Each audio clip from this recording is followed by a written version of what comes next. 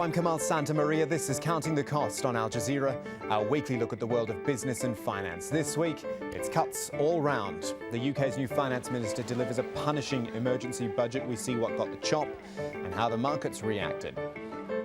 Also, a case of jobs for the boys, and the girls for that matter. The Greek civil service in the spotlight as small businesses try to stay ahead of the game. And we look at the main players at the annual G20 summit. This time it's in Toronto. Who's handled things best a year after the big gathering in London? So with the clock running on Britain's new coalition government, one of the first big hurdles to clear came at the 50-day mark, the emergency budget. And what a time to be delivering such a budget. Not only did the Conservative Lib Dem partnership need to show where it was taking the country financially, it needed to score some major political points, the ones which said, hey, Labor got it wrong, but don't worry, we'll make it all better.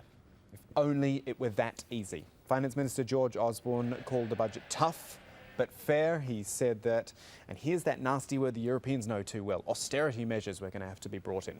In delivering his budget to the UK Parliament, Osborne announced the UK budget deficit as the second highest in Europe, only behind Ireland, and that 1 in every 4 British pounds being spent has been borrowed. As such, he said proposed cuts were needed and that his budget would not only pay for the past but plan for the future. This is how it all shakes down, some of the key details. A bank levy is going to be introduced from next January, though small banks won't have to pay it. That's expected to raise around $3 billion a year. Public sector workers, they face a 2-year pay freeze if they earn over the equivalent of $31,000. Welfare is going to get a makeover too, hoping to save $16 billion there by 2014-15. And to try to encourage businesses to create more jobs, corporation tax will be cut next year to 27% and then another 1% every year after that for the next 3. And as it all went down, Nadeem Barber took in the reaction for us from the City of London. For these currency traders in London, one priority was knowing exactly how the new budget would affect Britain's AAA credit rating. And by and large, it's met their expectations, with the majority of the savings coming from spending cuts and the rest coming from tax increases. For the financial sector, of course, the planned levy on banks will be of concern when it comes to keeping jobs and investment in the country. But as Finance Minister George Osborne himself has said, the public are expecting the sector so implicated in the financial crisis to bear its share of the pain. In the next few months, however, we'll get to know exactly how far the cuts to public services will go, and some commentators say that once the details come out, the public reaction could make or break the coalition government. Right, so that's Britain. Over on the continent, there's been more public unrest. Public transport and services stood still as thousands of workers in France went on strike, protesting President Nicolas Sarkozy's plans to raise the retirement age to 62. Crowds of protesters filled the streets, marching several cities across the country. France actually has one of Europe's lowest retirement ages, just 60 you can retire out there. So to be fair, the increase to 62 isn't that severe, certainly not like neighbouring Germany, which is raising its pensionable age from 65 to 67. Estelle Youssouffa was out in Paris gauging the mood of a population known for its, shall we say, striking tendencies. Demonstrations are becoming routine in France, with protests against the pension reform plan every 6 weeks nationwide. But today the turnout is massive and unions seem to be gaining momentum. Protesters here are very angry at the government's decision to push the legal retirement age to 62. But President Sarkozy is determined to go ahead with his plan. He says the French pension system is reaching breaking point with a $36 billion deficit this year. The EU and the financial markets are demanding France cuts its ballooning deficit. And from France to Greece, a place where we're usually talking about strikes and austerity and protests and painful spending cuts. You know the stories. This week on Counting the Cost, though, all that negative news manifests itself in a sort of different way. Because while Greece's economic woes continue, they are also compounded by a complicated and inefficient bureaucracy in the country. But here's the catch. How do you fight something which so much of the population actually depends upon? Barnaby Phillips with more on that. In an Athens bar, a cool drink on a scorching day. The owner, Nick Geronimus, is from Australia. When not pulling pints, he's going through the paperwork that often drags businesses down in Greece. He says many would-be investors stay away because of an impenetrable and sometimes corrupt government bureaucracy. You go up to these offices and it's like going into some medieval type of marketplace where, you know, you have people fighting to get to the counter. That doesn't seem to be changing at the moment, and that really needs to be addressed. Some estimate that there are 1 million civil servants in Greece. It's difficult to get an exact number, but that's roughly a quarter of the entire workforce and the highest proportion in the EU. For years, they've enjoyed job security and generous pensions. Greeks love to complain about their public service, but they also depend on it. Almost every family has somebody who works as a civil servant, and that's why governments have shied away from serious reform like cutting jobs because they're worried it will cost votes. And so this situation has drifted for year after year. In this government agency, they're trying to change Greek culture with a new fast-track law intended to allow foreign investors to avoid cumbersome bureaucracy. We proceed very quickly with investment, very quickly with the bureaucracy, and it's a law for efficiency. Let's say in simple words, you want to make an investment in Greece, you will come to us, you will get facilitated by us according to the law, and that's it. But that doesn't help struggling small Greek businesses like Anna's hairdressing salon. She's a fighter, but government bureaucracy does not make things easy. You have to get this paper and that paper to say who you are, that you don't owe money to the government, that you are going to open up a business or whatever is needed so that you can go ahead and move on to the next stage and then to the next stage. But Greece's crisis is also an opportunity to change the culture of patronage and build a better, leaner civil service, without which this country will struggle to recover. I want to look at something completely different now, whaling. There was a big International Whaling Commission conference in Morocco where actually the talks broke down after reaching a bit of an impasse. See, there is a ban on commercial whaling. It's been in place for 24 years, but some wanted to overturn that and replace it with quotas, i.e. killing whales but managing the numbers. Here's a question though, what is the economic worth of a whale? Of course, environmentalists say they're worth more alive than dead. Whalers say their trade, though, is a valuable industry. Nick Clark now with more. An emerging market leaping skywards around the world. The whale watching industry is worth millions of dollars along shores across continents. Every year, 13 million people head out to sea to watch whales in the wild. Guys, that's a humpback whale! Oh my God! It's a message anti-whaling delegations have been trying to push at the IWC conference in Agadir. Whales are worth more alive than dead. We have to continue to work on the ecotourism aspect, help fledgling whale watching industries. There are some in Japan, and we have given them support. Iceland's already taken off. Norway needs to. I mean, there is a whale watching industry in Norway, and the whale watchers saw, we're sailing next to a whale killing boat, and the whale watchers watch the killing. These things shouldn't happen. This kills the industry for economic boom for whale watching. But there is, of course, the contrary view. In Alaska, Greenland, and part of the Caribbean, a small quota is allowed for indigenous peoples. And then, of course, whalers wouldn't hunt unless there were potential profits. The meat from one minke whale is worth $120,000. Iceland sends most of its catch to the Japanese market. We live on the export of our resources. We are a small market, but we are blessed with rich resources in the waters around the island, and this is our livelihood. So this is the very reason why we have not been able to go along with the proposed ban on international trade in whale products.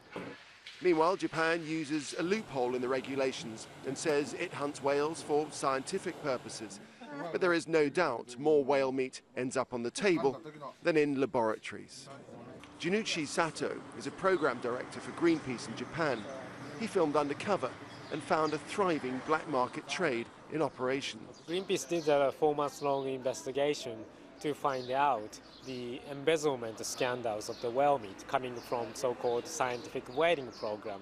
And we found out the crew members and scientists were taking the precious parts of the whale meat and use it for the private gain.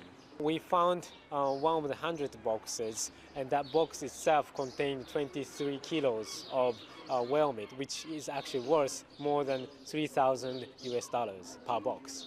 The whalers were selling it for the black market, and for example, the whistleblower was saying that the whalers were building houses by selling those whale meat to the black market. Januzzi Sacho stands accused of theft and trespassing by prosecutors. He faces an 18-month sentence if found guilty. Meanwhile, the Whale and Dolphin Conservation Society say they have evidence of a new market that's emerging that whalers are hoping to exploit, the market in whale byproducts, which they say is driving the push to legalise the trade again.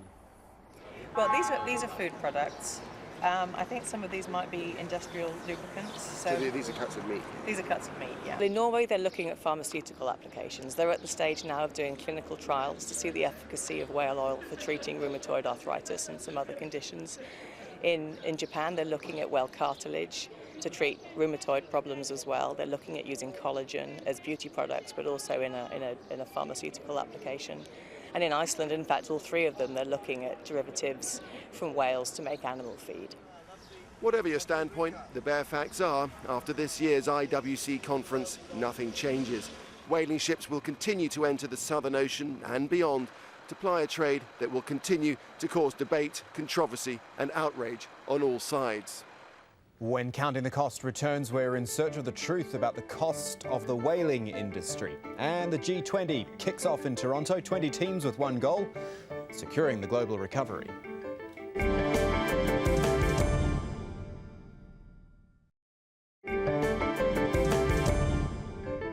Welcome back to Counting the Cost, your one-stop business and economy shop right here on Al Jazeera. There is a big global event going on right now, pretty regular thing, lots of teams from many of the world's nations descending on one country, all vying for top spot, trying to show they're the ones with the right stuff. It is, of course, the G20. What else would I be talking about? Okay, fair enough, Football World Cup is on too, and actually like football, there's a whole lot of teams attending, but all of them have a slightly different way of playing. Perhaps not the best scenario when you've experienced a global intertwined economic crisis. Remember, well over a year now since the much vaunted London G20 summit, a time when the then UK Prime Minister Gordon Brown said this. This is the day that the world came together to fight back against the global recession, not with words, but a plan for global recovery and for reform with a clear timetable. Question is, though, did that happen? Particularly the bit about the world coming together. As the 2010 G20 meeting in Toronto rolls around, Sama Al-Shahat takes a look now at how the team is doing. The G20 squad are meeting to design a strategy to beat the financial crisis once and for all and secure a global recovery.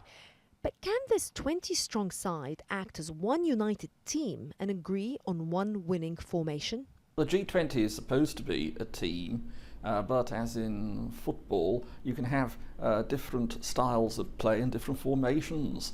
And what we're finding is that some G20 members favour one style and others favour different approaches.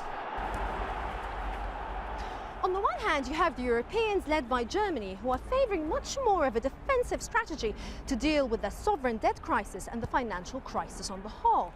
But on the other hand, you have the Americans and the Chinese, who are favouring much more of an offensive, much more of an attacking formation. The German formation is very defensive. They've put themselves in goal to defend Europe from its sovereign debt crisis. They're reducing their deficit by cutting spending and raising taxes. And they've convinced other European Union players to join them in this game plan to ensure that no goals are conceded. And now the UK, thanks to its new budget, has also joined the group. The name of their game is austerity. But the Americans would instead prefer to be scoring goals. On the opposite side, you might have the US. And you can see the US as being quite offensive, if you will. They're trying to continue fiscal stimulus, trying to stimulate their economy to prevent recessions and to prevent unemployment. And I think that's really important for them to be pushing at the G20. They're really looking for an offensive tactic. China avoided being handed another yellow card by its teammates by announcing that it will make its currency more flexible, squashing a team revolt. Yet there's even more division in this squad over a banking tax designed to protect us, the taxpayers, from ever having to bail out the banks again. America and the Europeans want this bank levy, but they're being opposed by Canada, Australia, Japan and the emerging market economies, who say their banks didn't need public money during the crisis. With so much contention, it's no wonder that the divisions were papered over for the sake of the beautiful game, the G20 communique. Big player on the team, of course, is China, and the issue of China's currency was threatening to be the elephant in the room at the G20, the thing everyone knew needed to be talked about but wasn't going to. However, China appears to have finally given in to US pressure and reset its currency to its strongest rate in years. Amongst other things, this should make foreign travel more attractive to Chinese tourists, but as Harry Fawcett found out, that's having a knock-on effect to China's domestic tourism. It might not look like it, but it's high summer season in one of Beijing's tourist hotspots. The weather's unseasonably grey around the Hohai Lake District, but that's not the only thing keeping the visitors away. Tourism numbers have been hit by the global recession. China welcomed some 13 million foreigners to its shores in 2007. Last year, it was down to 10 million. Bar manager Wang Haimeng has certainly noticed the difference. The economy hasn't got any better for us. The weather isn't good and there are fewer tourists this year. Last year the bars did good business, but this year, even when we lower the drinks prices, we can't sell enough because there aren't enough people. At Wang's bar, the staff get ready for another night's business. Their pay depends on takings, so monthly wages are down to around $300 to $400. Last year they were earning $600 to $700.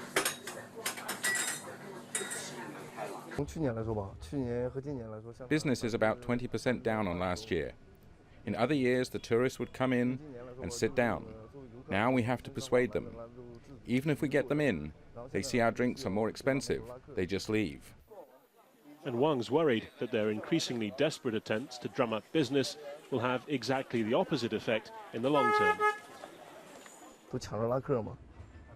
We've had to get people out in the street to get customers, but that builds a bad image for the Hohai area. We know that people don't like being dragged into bars.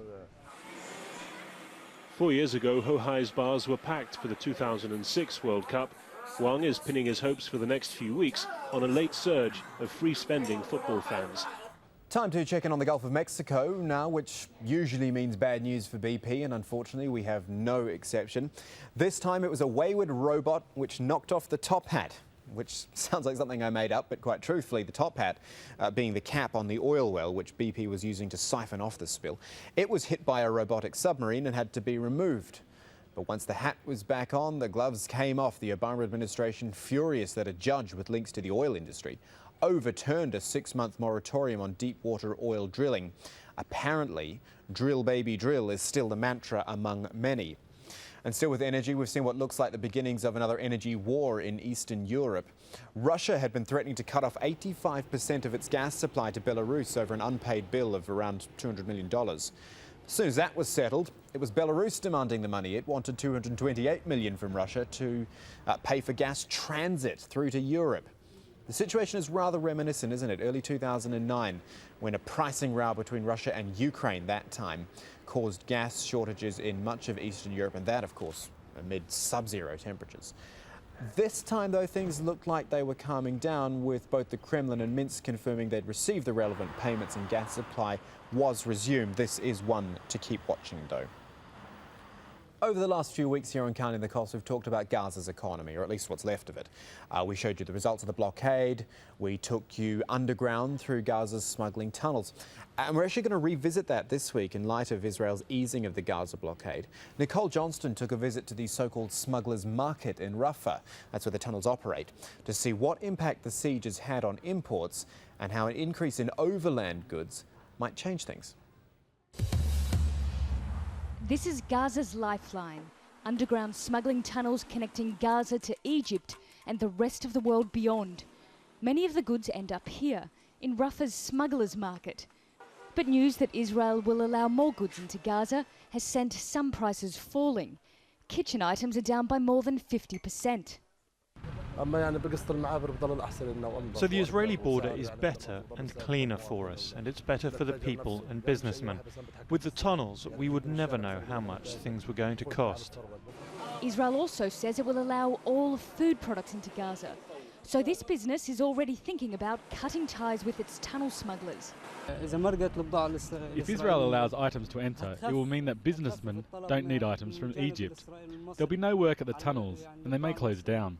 But Israel hasn't announced whether it will allow large appliances, like fridges and water coolers, into Gaza. All of these items currently enter through the tunnels, and prices have been falling for months because the smuggling business has become so efficient.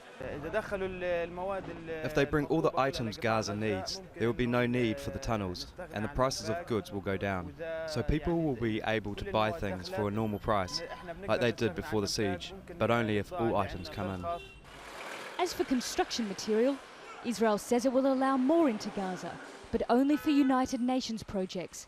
But even this news has affected the price. These bags of cement here have been smuggled into Gaza through the underground tunnels, but now their price has dropped by around 20%. And the owners say they don't know whether the price will drop even further. It appears Israel's so-called easing of the siege may curb the smuggling trade. But people in Gaza say they never should have been forced to rely on tunnels to survive in the first place. And don't forget to check out Counting the Cost online, a whole raft of things available there, which you can get to from the programmes link at aljazeera.net/English. We post entire episodes of the show there each week. There's a blog, special web-only links and content. Also check out what time we're screening in your neck of the woods.